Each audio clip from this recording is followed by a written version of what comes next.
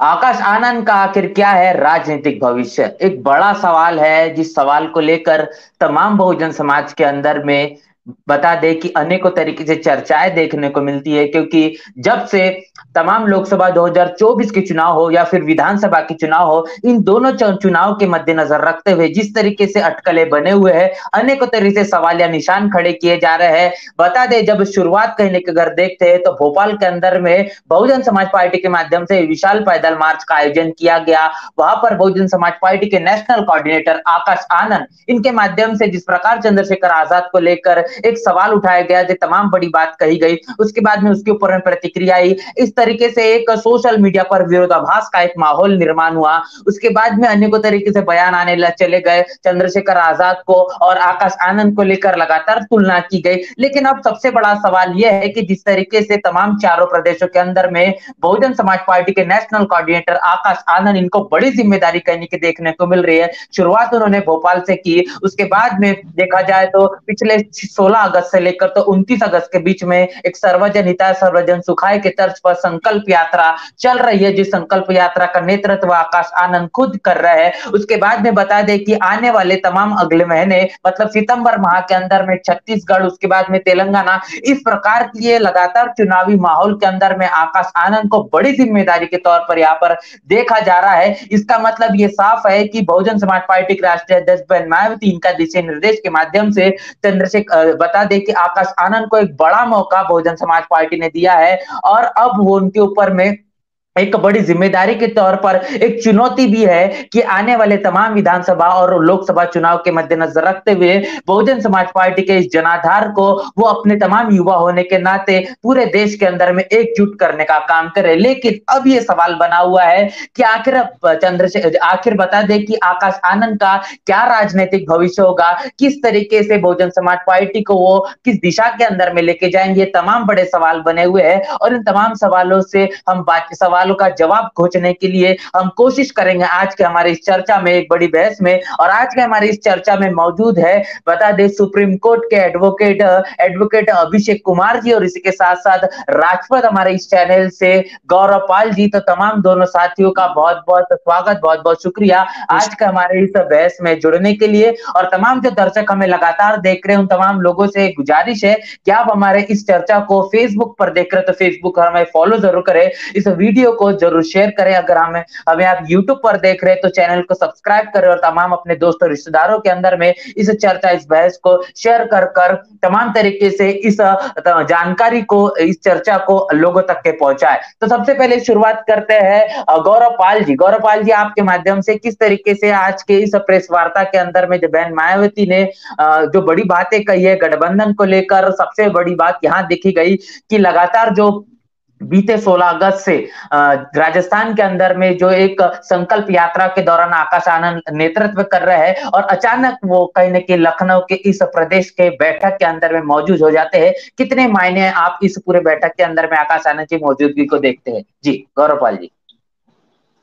नमस्कार, नेशनल चौपाल और राजपथ की दर्शकों को मैं नमस्कार करता हूं। देखिए पराग, आकाश आनंद का पॉलिटिक्स में इतने पिछले काफी समय से 2-2.5-3 साल से किस लेवल पे सक्रिय होना और इतने बड़े लेवल पे सक्रिय होना, उसके बाद फिर राजस्थान में संकल्प यात्रा, मध्य प्रदेश में उनके कार्यक्रम रहे, राजस्थान में उनके कार्यक्रम रहे, तो एक तरीके से दर्शाता है कि आकाश आनंद जो है वो बीएसपी की जो सेकेंड लाइन लीडरशिप बनाने की जो तैयारी है पिछले कई साल से चल रही है, उसमें आकाश आनंद उसको लीड कर रहे हैं और उसको आगे बढ़ा रहे हैं। आज इस प्रकार से समीक्षा बैठक थी उत्तर प्रदेश में, लोकसभा चुनाव की प्रिपरेटरी को लेकर समीक्षा बैठक थी, और आकाश आनंद एकदम से वहां पर, मतलब जब वहां पहुंचे तो जो तमाम मीडिया था वो देख के एकदम से चकित रह गया कि आकाश आनंद यहाँ पर पहुंच चुके हैं। हम लोग भी जब काम करते हैं तो बहुजन मीडिया में हम लोग काम करते हैं तो अक्सर हमारे पास बीएसपी की खबरें रहती हैं, लेकिन ये खबर हम लोगों के पास भी नहीं थी कि आकाश आनंद आएंगे। तो सूत्रों के हवाले से खबर ये थी कि लास्ट मिनट उनका प्रोग्राम बना है आने का। लेकिन सबसे बड़ी बात यह है कि आकाश आनंद को आज उत्तर प्रदेश समीक्षा बैठक में बुलाया गया, वो आए, और उसके बाद जो वहां से तस्वीरें सामने आई, वो तस्वीरें आपने देखी कि बसपा सुप्रीमो मायावती से वो जब मिले तो बसपा सुप्रीमो मायावती ने मुस्कुराते हुए उनके कांधे पर, उनके हाथ पर अपने हाथ से हाथ रखकर शाबाशी दी, और वो खुश थी बसपा सुप्रीमो मायावती जो थी वो खुश थी। तो जाहिर सी बात यह है कि जिस प्रकार से आकाश आनंद को जो जिम्मेदारी सौंपी गई थी मध्य प्रदेश और राजस्थान में संकल्प यात्रा के थ्रू या मध्य प्रदेश में अन्य कार्यक्रम के थ्रू, वो जो है अब वो सफल हो रहा है। और बीएसपी की जो सेकंड लाइन लीडरशिप है जिसको आकाश आनंद लीड कर रहे हैं, जो युवाओं को जोड़ने की कोशिश कर रहे हैं, जो लोगों से मिल रहे हैं, जो जनाधार उनको मिल रहा है, कहीं ना कहीं वो सफल हो रहा है। और ये बात अब बसपा सुप्रीमो मायावती भी मान गई है कि हाँ ये अब सफल हो सकते हैं। मतलब उनको पता है कि जो आकाश आनंद है वो जो है जो पार्टी के एक बड़े नेता बनकर उभर रहे हैं, खासकर जो आम जनमानस से कनेक्ट कर रहे हैं, खासकर युवाओं से, महिलाओं से और तमाम लोगों से। और उसी प्रकार से आज जैसे उनको यहाँ बुलाया गया है, लखनऊ में वो आए और लखनऊ में वो सबके सामने मिले और समीक्षा बैठक में शामिल हुए। इससे पहले तमाम जो समीक्षा बैठकें लखनऊ में हुआ करती थी उसमें आकाश आनंद नजर नहीं आते थे, लेकिन आकाश आनंद आए, बैठे, समीक्षा बैठक में रहे। और उससे साफ दर्शाया जा सकता है कि आकाश आनंद अब बसपा के आकाश आनंद बसपा के यूथ फेस, सभी लोग जानते हैं कि बसपा के यूथ फेस है, और अब वो यूथ फेस बसपा को आगे लीड कर रहा है। राजस्थान में लीड कर रहे हैं, मध्य प्रदेश में लीड कर रहे हैं, और अब वो उत्तर प्रदेश में भी बसपा को लीड करने को लेकर आज वो मैसेज दे दिया गया है। और शायद आने वाले कुछ समय में हमको उत्तर प्रदेश में उनकी जनसभाएं और उसी प्रकार के कार्यक्रम जो है वो नजर आए। क्योंकि सबसे बड़ा कारण ये है कि देखिए उत्तर प्रदेश बसपा का गढ़ रहा है, यही वो राज्य है जहां पर बसपा की 4-4 बार सरकार रही है। तो बसपा के लिहाज से उत्तर प्रदेश एक बहुत इंपॉर्टेंट स्टेट है। और राजस्थान और मध्य प्रदेश तमाम जिलों में आकाश आनंद जब वहां पर गए, भोपाल में उनको अच्छा जन समर्थन मिला, लोग उनके पैदल मार्च में आए, उसके बाद राजस्थान में उनको बहुत बढ़िया जन समर्थन मिल रहा है। तो कहीं ना कहीं सब लोग अब जान गए हैं और सब लोगों को पता लग चुका है कि आकाश आनंद को अब वहां से तैयारी करा के मेन लॉन्च अब यूपी में किया जाए। और यूपी में भी इसी प्रकार से जो बसपा का सबसे बड़ा जनाधार है, जिसकी वजह से बसपा की 4-4 बार यहाँ पर सरकार बनी है, अब आकाश आनंद आए और यहाँ का जो जो जो संगठन है, यहाँ के जो युवा है, उसको अगर लीड करे, कहीं ना कहीं ये मैसेज जो है वो आज देने की कोशिश की गई। जी जी बिल्कुल। जी और ये तमाम तरीके से जो गौरवपाल जी आपके माध्यम से जो बातें कही गई वो पूरी तरीके से तमाम लोगों ने बखूबी देखी कि जब आकाश आनंद इस समीक्षा बैठक के दौरान जब हॉल में एंट्री करते हैं तो किस तरीके से बहन मायावती के चेहरे पर एक खुशी नजर आती है और कंधे पर हाथ रखकर वो शाबाशी देने का जी जी। काम करती है। जी बिल्कुल। अभिषेक कुमार जी आपसे जानना चाहूंगा, बता दूं अभिषेक कुमार जी सुप्रीम कोर्ट में एडवोकेट है और काफी लंबे समय से प्रैक्टिस कर रहे हैं। जानना चाहूंगा किस तरीके से आकाश आनंद की बहुजन समाज पार्टी के अंदर में आप राजनीति देखते हैं, क्या भविष्य देख रहे हैं आप आकाश आनंद का? जी अभिषेक कुमार जी। धन्यवाद, जय भीम आप सभी को और दर्शकों को भी। साथियों, अगर हम आकाश आनंद के ऊपर थोड़ी निगाह डालें और बहुजन समाज पार्टी के ऊपर अगर हम निगाह डालें, तो राजनीति में बहुत सारी पार्टियां बनती हैं, लेकिन जो बहुजन समाज पार्टी बनी है उसके पीछे जो मूल सिद्धांत है, जिसको मान्यवर साहब ने बताया था कि those who oppose successfully will be required to propose. उसका हिंदी में कहने का मतलब है कि ज्यादातर लोग क्या है, दूसरों की खामियां देखते हैं। तो केवल खामियां देखना ही पर्याप्त नहीं है। अगर आप बेहतरी चाहते हैं तो आपको ये भी बताना चाहिए कि उस खामियों का जो सही इलाज क्या है।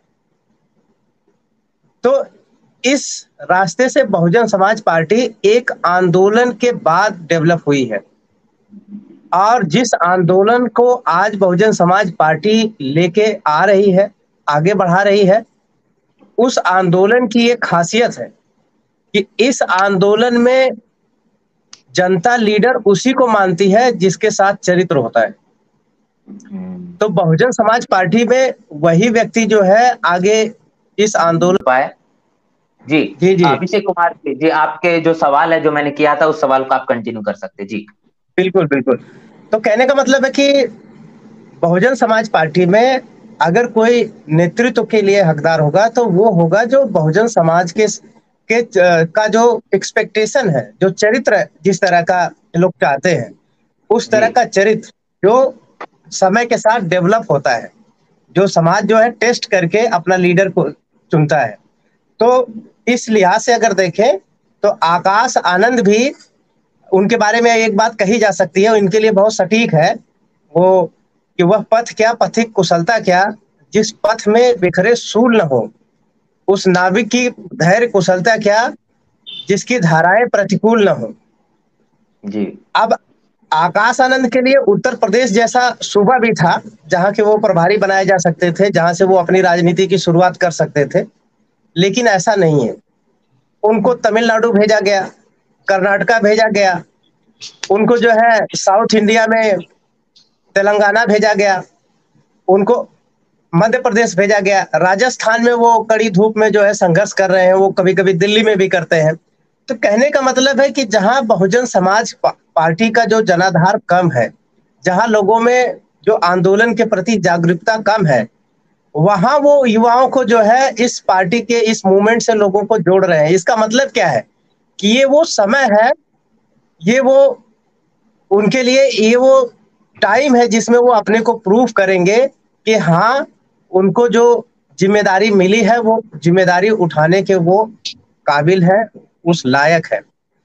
तो इस लिहाज से अगर देखा जाए तो आकाश आनंद का जिस तरह से परफॉर्मेंस है, जिस तरह से वो अपनी जो अपना योगदान दे रहे हैं लोगों को जोड़ने में, पार्टी को मजबूत करने में, पार्टी को धरातल पे लोगों की जो भावना है उससे जोड़ने में, तो इस लिहाज से हम कह सकते हैं कि आकाश आनंद का जो राजनीति में फ्यूचर है वो अच्छा है और पार्टी का भी भविष्य इसके साथ साथ अच्छा है। जी जी जी गौरव पायल जी, आपसे जानना चाहूंगा क्योंकि आप काफी करीब से जिस प्रकार आकाश आनंद को लगातार कवर करने का काम राजस्थान के अंदर में संकल्प यात्रा के दौरान कर रहे थे और तमाम तस्वीरें हमने राजपथ के अंदर में भी देखी और जिस तरीके से तमाम चीजें देखी जा रही थी, एक करीबी सवाल मैं आपसे जानना चाहूंगा कि जब तमाम लोग आकाश आनंद से मिल रहे हैं, आकाश आनंद जब लोगों से मिल रहे हैं, किस तरीके का एक प्रतिसाद देख रहे हैं? क्या लोगों के मन मस्तिष्क में, उनकी आंखों में क्या वो तेज है, या फिर एक अपने नए नेता के तौर पर क्या स्वीकार कहने के आकाश आनंद को जमीनी स्तर पर लोग कर रहे हैं? क्या किस तरीके से देखते हैं इस सवाल को? देखिए, राजस्थान की अगर हम बात करें, मध्य प्रदेश की बात करें जी, तो बहुजन समाज पार्टी का जो वोटर है वो बहुत ज्यादा डेडिकेटेड वोटर है। वो कहीं पे भी हो, उत्तर प्रदेश में हो, मध्य प्रदेश में हो, राजस्थान में हो, वो डेडिकेटेड वोटर है जो बीएसपी को डेडिकेटेड है। अभी पिछले कुछ समय में देखें तो बीएसपी का जो प्रदर्शन, हालांकि राजस्थान में तो बहुत अच्छा रहा था, 6 सीटें जीती, लेकिन जिस प्रकार से बीएसपी का जो प्रदर्शन रहा, तमाम चीजें रही, उससे कहीं ना कहीं जैसे मिशन मूवमेंट चला करते थे, उसके बाद उस प्रकार के मूवमेंट नहीं चले, तो कहीं ना कहीं जो वोटर था उसका मनोबल टूटा था कि हमारे नेता हमारे साथ नहीं है, सड़कों पे नहीं है। जैसे चंद्रशेखर आजाद भीम आर्मी के जो है और आजाद समाज पार्टी की, इस प्रकार से वो सड़कों पर उतरते हैं, तो कहीं ना कहीं जो बीएसपी का जो मूलतः वोटर है, अब वोटर तो आजाद समाज पार्टी का भी उसी वहां से निकला है, तो उनको लगता था कि चंद्रशेखर सड़कों पे आ रहे हैं और जो हमारा पुराना दल है, जो हमारा बीएसपी जो है वो सड़कों पे नहीं है। हालांकि दोनों की विचारधारा अलग है, वो सड़कों पर उतरने विश्वास रखते हैं, लेकिन वो उस तरीके सड़कों पर उतरने विश्वास नहीं रखते। लेकिन जो वोटर था उसका मनोबल टूटा था, उसको लगता था कि आगे अब क्या होगा, क्योंकि देखिए पॉलिटिक्स का सिनेरियो चेंज हो रहा है। पहले किसी और प्रकार की पॉलिटिक्स थी, आज के जमाने में किसी और प्रकार की पॉलिटिक्स है। आज के जो लोग हैं, जो यूथ है, यूथ जब पॉलिटिक्स में एंगेज होता है तो वो कहीं ना कहीं थोड़ा सा एग्रेसिव है। वो सड़कों पे उतरना और उन सब चीजों को देखना, अच्छे वक्तव्य से बोलना और प्रदर्शन करना, धरने करना, इसमें विश्वास रखता है। और जो पुरानी तरह की पॉलिटिक्स रही है वो अलग रही है। तो मूलतः जो राजस्थान में समस्या है, अब मैं राजस्थान में मैं धौलपुर, करौली, गंगापुर सिटी और हिंडौन सिटी, उसके बाद फिर मैं भरतपुर, कई जगहों पर रहा, तो मैंने वहां पे देखा कि सबसे ज्यादा समस्या जो है वहां पर लोगों के बीच में समस्या थी कि वहां शोषितों, दलितों और वंचितों पर अत्याचार बहुत हुआ, खासकर कि दलितों पर। जो बहुजन समाज के लोग हैं उसमें चाहे अल्पसंख्यक समाज के लोग रहे हो, चाहे दलित रहे हो, चाहे तमाम अन्य लोग रहे हो, उनके ऊपर अत्याचार खूब हुए। फिर चाहे वो इंद्र मेघवाल वाला मामला हो या मटके से पानी ना पिए देने वाला वो वाला मामला हो, फिर बलात्कार रहे हो, क्या नाम है, दलित महिलाओं के, बहुजन महिलाओं के और अन्य महिलाओं के। उसके बाद फिर वो चाहे नासिर जुनैद वाला मामला हो, तो उसको लेकर कहीं ना कहीं उन लोगों के बीच में टीस थी कि हमारा दुख कौन सुनेगा, हमारा दर्द कौन सुनेगा। अब जब चंद्रशेखर, माफ कीजिएगा, अब जब आकाश आनंद सड़कों पर आए, आकाश आनंद लोगों से मिले, आकाश आनंद लगातार ये बात अपने उसमें जनसभाओं में उठा रहे हैं। आकाश आनंद लगातार ये बातें कह रहे हैं कि यहाँ पर अत्याचार हुआ है, शोषितों वंचितों पर अत्याचार हुआ है, दलितों पिछड़ों पर अत्याचार हुआ है, बहुजनों पर अत्याचार हुआ है, और जिन लोगों के ऊपर अत्याचार हुआ है, जो वहां पर हो रहा है, उससे लोग कनेक्ट कर रहे हैं, और जब लोग उससे कनेक्ट कर रहे हैं तो उन लोगों से उनकी एक बॉन्डिंग हो रही है। और जो लोग एक आप समझते हैं ना, जब लोगों को एक इमोशनल अटैचमेंट हो जाता है तो फिर लोग अपने अपने नेता में फिर आस देखने लगते हैं, अपने नेता में फिर बहुत सारी चीजें देखने लगते हैं, और जिस हिसाब से वो कनेक्ट कर रहे हैं वहां पर लोगों से। उनकी तस्वीरें मैंने देखा कि वो करौली में थे तो वहां पर आदिवासी महिलाएं थी मीणा समाज की, तो उनसे जब वो मिले तो उन औरतों उन महिलाओं से मिले, उनका आशीर्वाद लिया, उनके साथ बैठे, उनकी बातें साझा की। तो वहां पर फिर जब नेता ऐसे पब्लिक के बीच में, जनता के बीच में ऐसे जाता है तो जाहिर सी बात है कि जनता का एक इमोशनल अटैचमेंट हो जाता है अपने नेता के साथ, और कहीं ना कहीं उसका लाभ जो है आने वाले समय में बहुजन समाज पार्टी को मिलेगा। और जो बहुजन समाज पार्टी का जो कैडर है, जो वोटर है, जो कहीं थोड़ा सा हताश हो गया था, निराश हो गया था, छह जो विधायक थे राजस्थान में वो कांग्रेस में शामिल हो गए, उसके बाद वो निराशा उसके अंदर थोड़ी सी आ गई थी, तो उसके अंदर एक नई जान आई है। उसको दिखाई दे रहा है कि हाँ, उसका दल, उसका नेता उसके साथ खड़ा है, सड़कों पे उतर रहा है, लड़ रहा है, चुनौती दे रहा है। तो कहीं ना कहीं उस वोटर में, उस कैडर में एक नई जान फूंक दी गई है।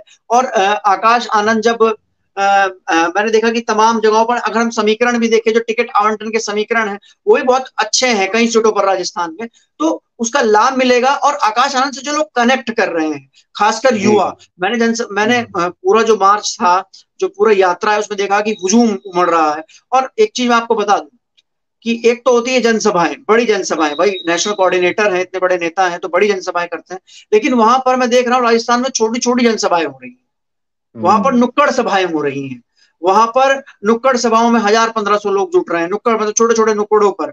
जो जो छोटी जनसभा हो रही है वहां भी 3 से 4000, जो बड़ी जनसभा हो रही है वहां 10-15-15 हजार लोग हैं। और ये तो है ही, साथ में जब आकाश आनंद रोड से निकल रहे हैं तो हर 1-1.5 किलोमीटर पर लोग जो है, जो जो बसपा के जो पुराना वोटर है, जो पुराना कैडर का वोटर, जब उनको पता लग रहा है उनका नेता उनके बीच सड़कों पर आ रहा है, तो वो लोग सड़कों पर खड़े हैं, फूल मालाएं लिए खड़े हैं।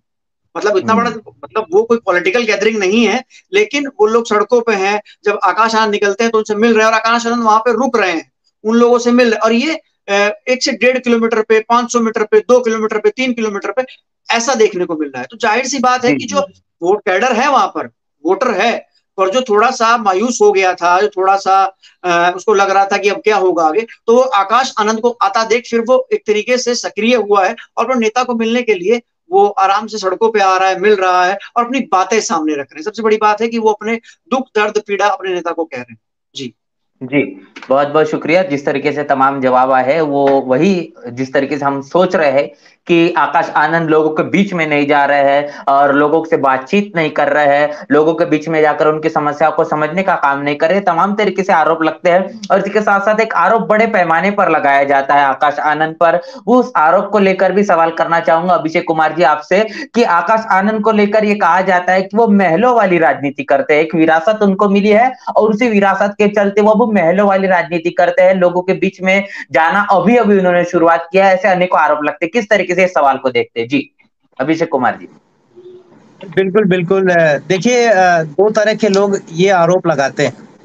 जी, एक तो वो है जो जातिवादी लोग हैं, क्योंकि उनको ये पसंद नहीं है कि कोई युवा जो है वो पढ़े लिखे, और पढ़ने लिखने के बाद क्या है वो राजनीति में आए। तो वो उनको कोई ना कोई मौका चाहिए जो उस युवा के का जो व्यक्तित्व है उसको लोगों के साथ उसमें भ्रम पैदा करने के लिए। तो वो लोग ऐसा आरोप लगाते हैं कि ये तो महलों की राजनीति करते हैं। क्यों? क्योंकि भाई जिनके नात रिश्तेदार, जिनके सगे संबंधी चीफ मिनिस्टर होंगे, जरूर सच है कि समाज में उनकी प्रतिष्ठा ज्यादा है, या समाज में उनकी जो प्रसिद्धि है वो ज्यादा है। दूसरी बात, जो लोग भटके हुए होते हैं, जिनको आंदोलन की समझ नहीं होती है, वो लोग भी दूसरों की बातों में बहुत जल्दी आ जाते हैं जी। वो लोग भी इस आरोप को क्या है सही मानते हैं। तो दो ही तरह के लोग ये आरोप लगाते हैं। एक जो जातिवादी लोग हैं, उनको ये पसंद नहीं है कि कोई संभ्रांत, कोई पढ़ा लिखा, कोई ऐसा व्यक्ति राजनीति में आए। दूसरा जो जिसको हम लोग चमचा बोलते हैं, या जो लोग आंदोलनों से, बहुजन आंदोलन से इत्तेफाक नहीं रखते, या जिनका अपना मकसद है इस आंदोलन के साथ जुड़ने का, वो लोग ये आरोप लगाते हैं। अगर थोड़ा हम आंदोलनों पे गौर करें, तो बाबा साहब अम्बेडकर के बारे में लोग चर्चा करते हैं कि जब बाबा साहब अम्बेडकर कोलंबिया में पढ़ने गए थे, उस समय उनको कोई कास्ट हिंदू लीडर जो है अप्रोच किया कि आपको जो भारत का स्वतंत्रता आंदोलन है इसमें पार्टिसिपेट करना चाहिए। तो बाबा साहब अम्बेडकर ने मना कर दिया और उन्होंने बोला कि मैं महाराजा के स्कॉलरशिप पे पढ़ने आया हूँ, मुझे पता है कि मुझे क्या करना है। तो हमारा जो आंदोलन है उसमें इतने जिम्मेदार लोग चाहिए जो अपनी शिक्षा दीक्षा हासिल करके क्या है इस आंदोलन के साथ आए, ताकि इस आंदोलन की जो जरूरत है वो उसको पूरा कर सके। इसमें जो विजडम चाहिए वो उनके पास विजडम हो।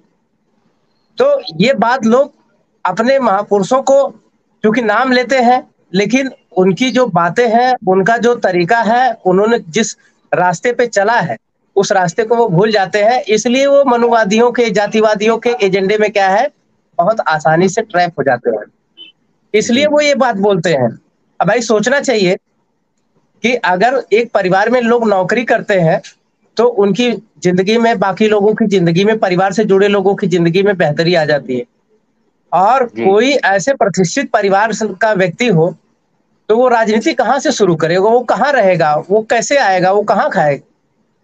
तो ये तो एक वर्च्यू है, एक तो ये उनको जन्म के साथ ही मिला हुआ है।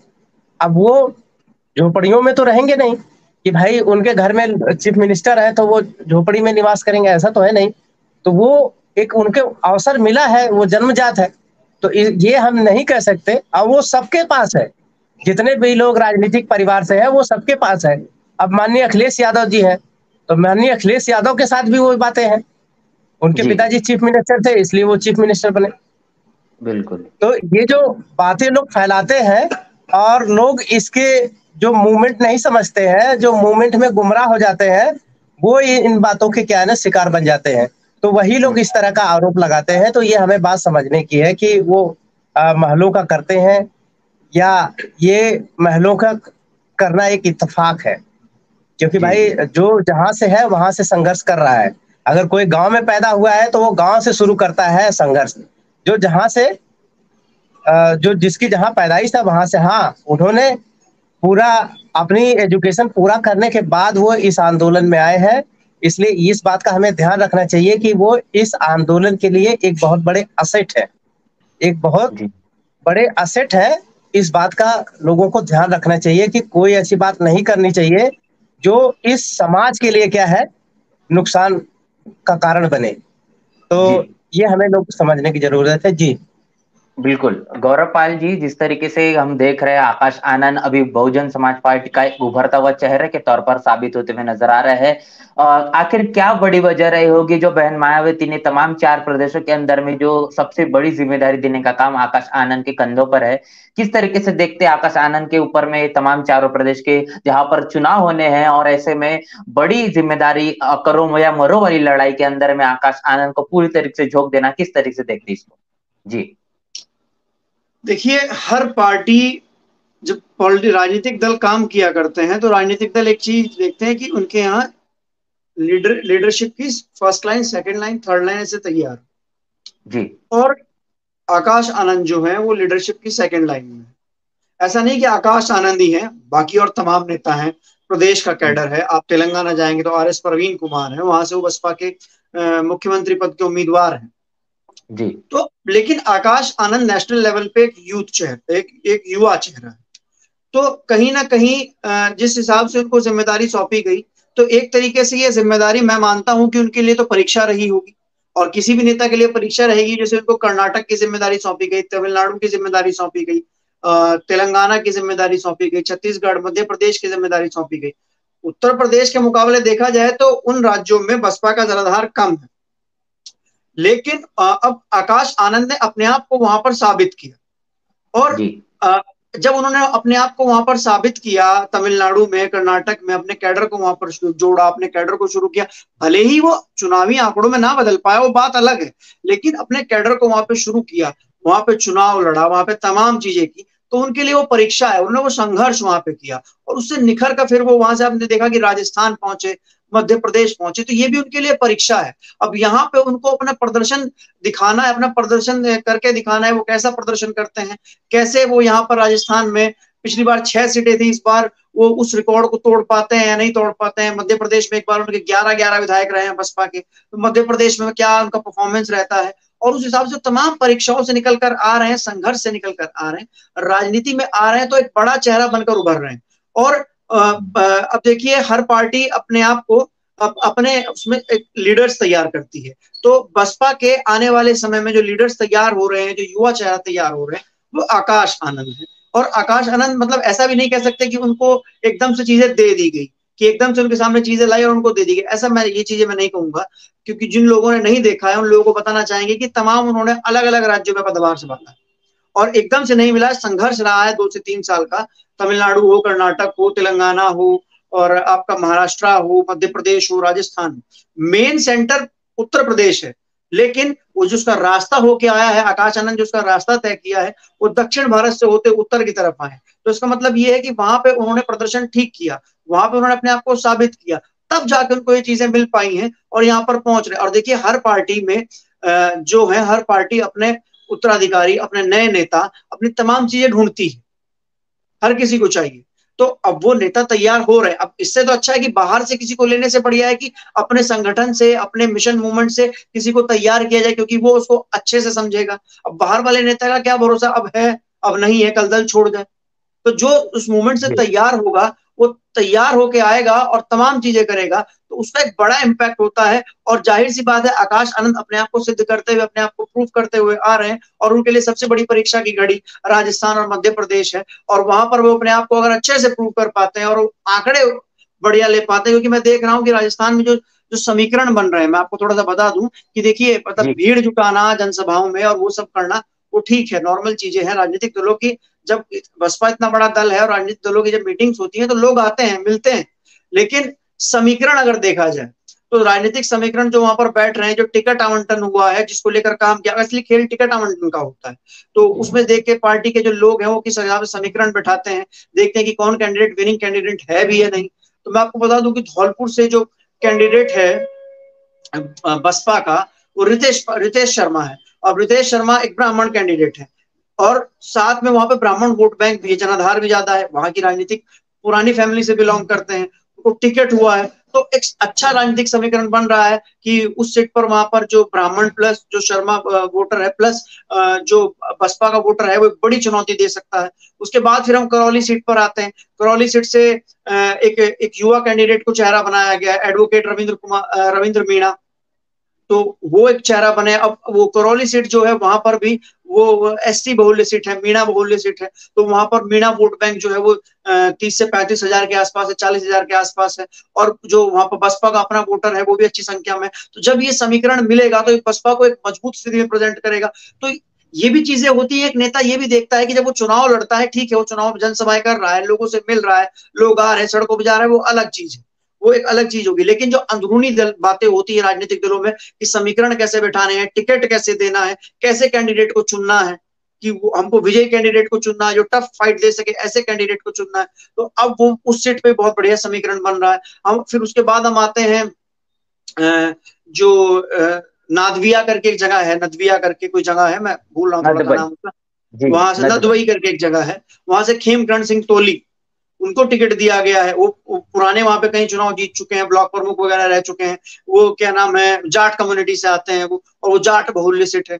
और जब उनकी जनसभा हुई तो खूब वहां पर लोग उमड़ रहे थे, और वो अच्छे वक्ता भी हैं और काफी सारी चीजों में बढ़िया। अब मैंने जब वहां पे कैडर के लोगों से बात की तो उन्होंने बताया कि हाँ, अगर जाट कम्युनिटी का वोट और तमाम चीजों का वोट उनको मिलता है तो जी, वो उसको देखकर वो क्या नाम है, एक अच्छे समीकरण बन सकते हैं। उसके बाद भरतपुर सीट हो गई, भरतपुर नगर सीट हो गई, तमाम जो सीटें हैं उस पर अच्छे समीकरण बनाना भी एक राजनीति का काम होता है, राजनेता का काम है कि उसको टिकट आवंटन इस प्रकार से करना है कि वहां पर समीकरण जो है वो इस हिसाब से बने कि वो राजनीतिक दल को लाभ पहुंचाए। तो आकाश आनंद और उनकी टीम जो उनके साथ वहां पर रामजी गौतम, डॉक्टर अशोक सिद्धार्थ, सुरेश आर्या, जो तमाम लोग जो वहां पर उनके साथ में, वो इस हिसाब से टिकटों का आवंटन भी किया गया है कि आने वाले समय, मतलब आने वाले विधानसभा चुनाव में बसपा जो है वो उन सीटों पर तगड़ी फाइट दे।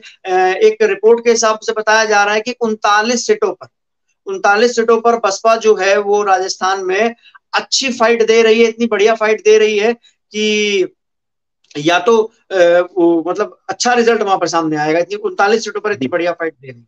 बिल्कुल। जी तो जिस तरीके से आकाश आनंद के नेतृत्व में लगातार जो संकल्प यात्रा की जा रही है, उसमें जो एक हुजूम निकल कर आ रहा है, जो जनसैलाब देखा जा रहा है, वो वोटों के अंदर में अगर तब्दील हो जाता है तो बहुजन समाज पार्टी के लिए बड़ी दिलचस्प तस्वीर राजस्थान से निकल कर आएगी, जिस हिसाब से तमाम विश्लेषण गौरवपाल जी के माध्यम से बताया गया है।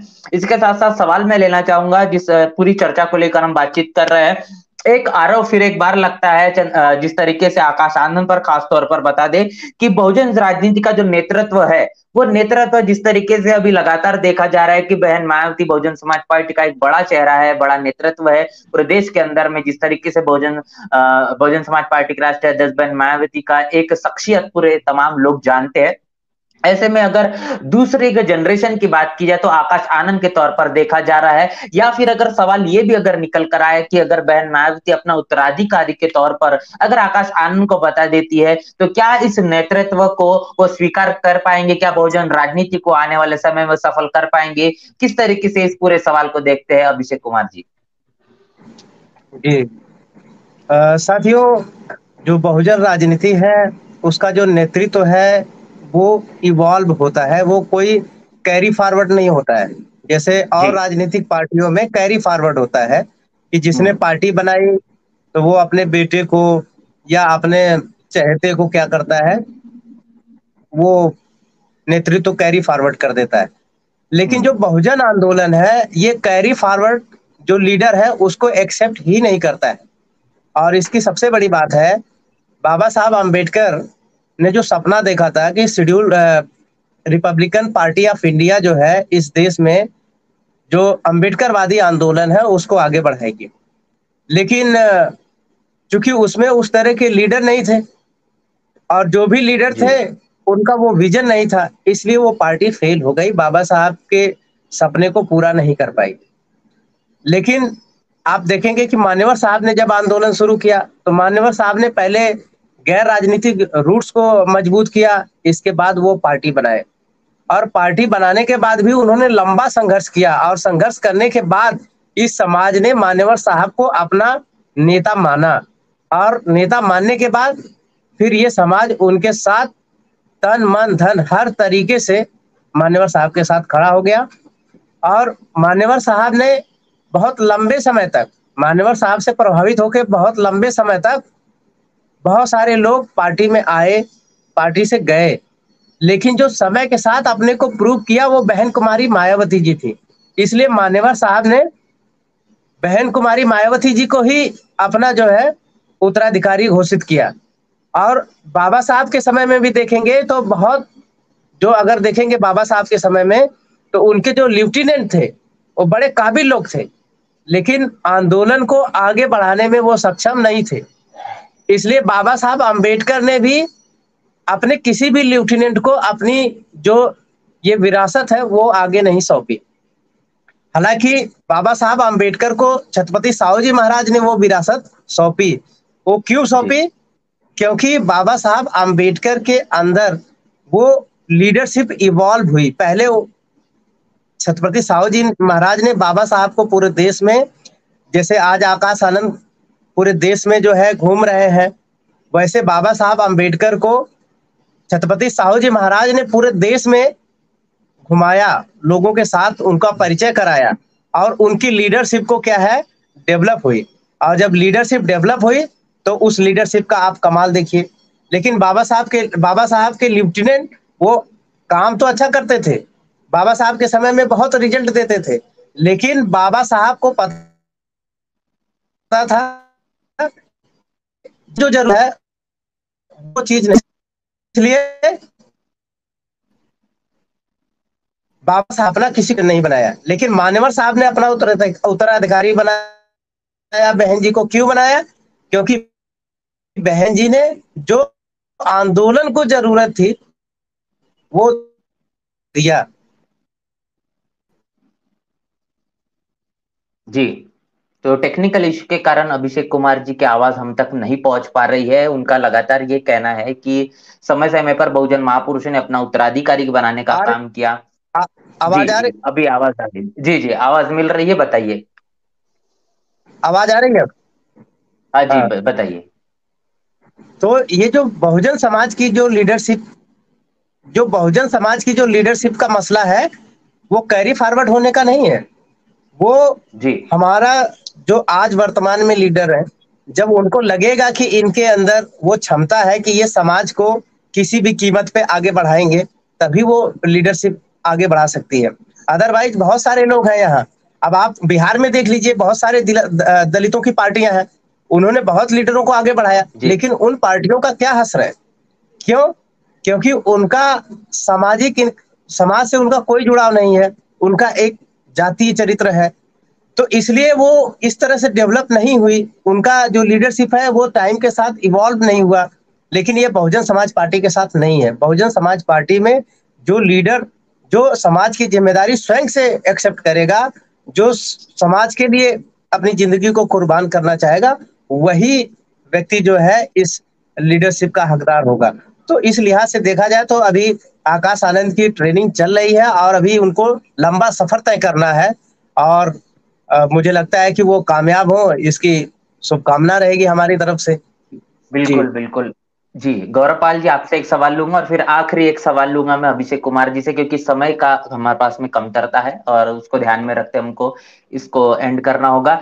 जिस तरीके से हम देख रहे हैं लगातार पूरे प्रदेश के अंदर में, पूरे देश के अंदर में, जो आकाश आनंद पूरे संकल्प यात्रा के दौरान, पैदल मार्च के दौरान जो लोगों तक बातचीत करने का, लोगों से जुड़ने का वो काम कर रहे हैं, प्रतिसाद भी जो जिस प्रकार मिल रहा है, ऐसे में क्या लगता है कि आकाश आनंद का जो पूरा का पूरा फायदा क्या बहुजन समाज पार्टी की युवा नेतृत्व के तौर पर ले पाएगी? किस तरीके से पूरे सवाल को देखते हैं और क्या आने वाले भविष्य के अंदर में आकाश आनंद का फायदा बहुजन समाज पार्टी को होगा नहीं होगा, उत्तराधिकारी के तौर पर या फिर एक आने वाले नए नेतृत्व के तौर पर किस तरीके से आप आकाश आनंद को देखते हैं? जी देखिए, इस चीज को देखने के लिए हमें पहले थोड़ा सा ना बहुजन पॉलिटिक्स, बहुजन समाज पार्टी के जो वोटर हैं, जी उसका वोट परसेंटेज है, उसको समझना होगा।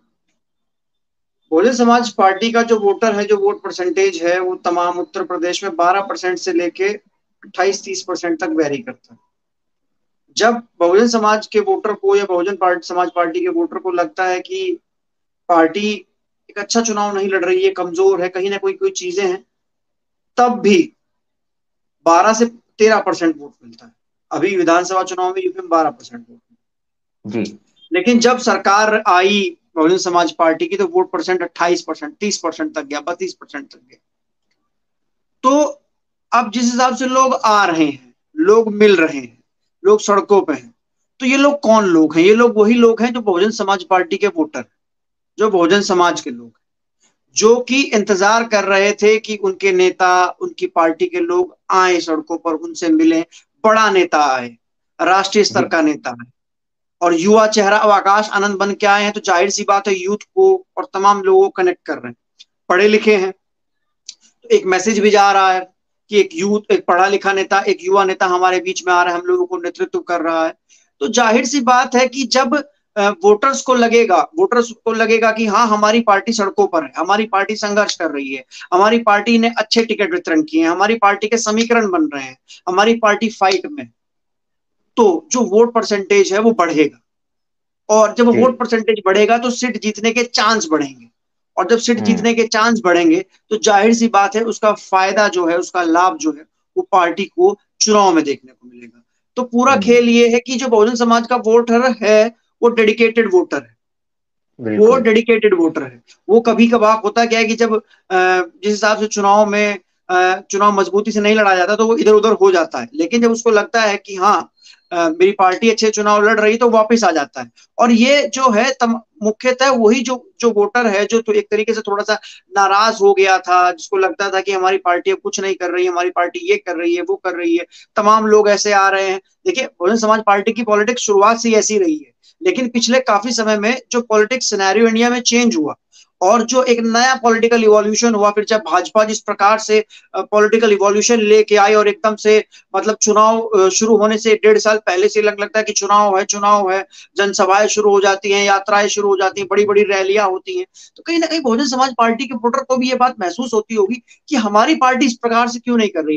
हालांकि बहुजन समाज पार्टी की पॉलिटिक्स अलग रही, वो प्रचार में तब शुरुआत करती है प्रचार की, अगर देखा जाए वो जब चुनाव में एक ठीक ठाक समय रह जाता है, 1.5 महीना 2 महीने का समय रह जाता है।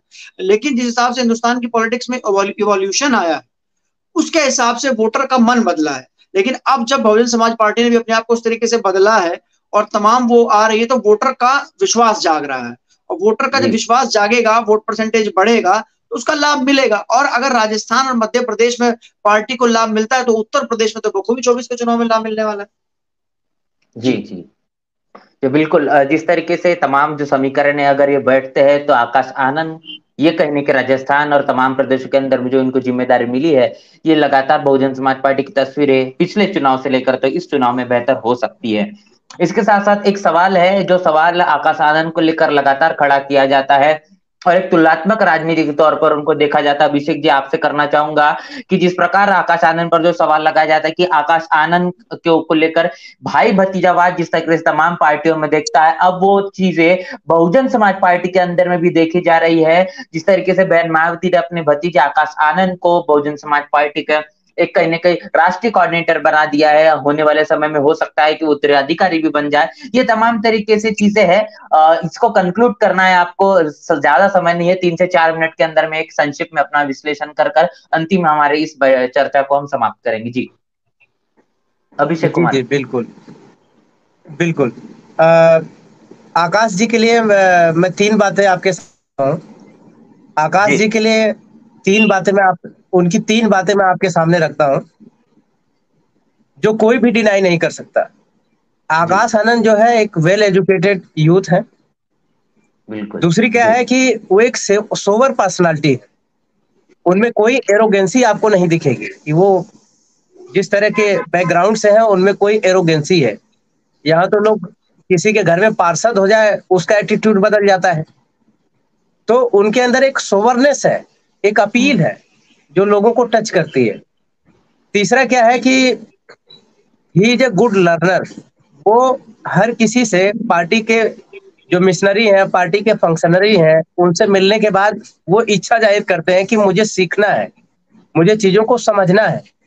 जबकि कोई पदाधिकारी बनता है तो वो ये मान लेता है कि उसको सारी चीजें आती हैं। तो ये जो 3 बातें हैं ना, उनको और जो लोग हैं या और पार्टियों के लीडर हैं उनसे अलग करती हैं। ये 3 गुण उनके जो हैं। दूसरी बात जो आपने पूछा था भाई भतीजावाद की बात, तो यहां भी मैं कहना चाहूंगा कि जो लोग बहुजन मूवमेंट को नहीं समझते हैं, वो लोग इस बारे में कंफ्यूज रहते हैं। और जो लोग जातिवादी लोग हैं, उन लोगों का तो भाई ये पेशा ही है। उन लोगों का तो ये मतलब प्रोपेगेंडा ही है कि भाई भतीजावाद की बात करें। अगर हम भाई भतीजावाद के ऊपर थोड़ा सा नजर डालें कि भाई भतीजावाद का जो इसकी जो संकल्पना है भाई भतीजावाद की, ये इसका बर्थ कहाँ है, इसकी रूट कहाँ है। तो आपको पता है कि बाबा साहब अम्बेडकर ने इस देश में 2 तरह की विचारधारा बताई है। इस देश में 2 तरह की जो विचारधारा है उसके बीच में संघर्ष है।